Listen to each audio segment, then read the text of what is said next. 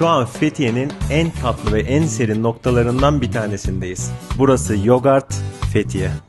Burası sıradan bir dondurma dükkanı değil. Yogurt Fethiye'de her şey self servis. Önce kabını alıyorsun. Ardından dondurulmuş yoğurdunu kendin dolduruyorsun. Sonrasında sıra geliyor en eğlenceli kısma. Rengarenk tatlı mı tatlı süslemelerle kendi özel şahesenizi yaratıyorsunuz. Peki bu ürünlerin içerisinde neler var? Daha doğrusu neler yok? Şeker yok, gluten yok. Tatlandırıcı olarak sadece doğal stevia kullanılıyor. Ayrıca yağ oranı düşük, besleyici ve çok hafif. Yani gönül rahatlığı ile tüketebileceğiniz bir alternatif. Burası yaz kış açık. Üstelik içerisi de klimalı. Bu sıcak Fethiye günlerinde serinlemek isteyenler için birebir. Kendin yap, kendin süsle, keyfini çıkart. Yogurt Fethiye seni bekliyor.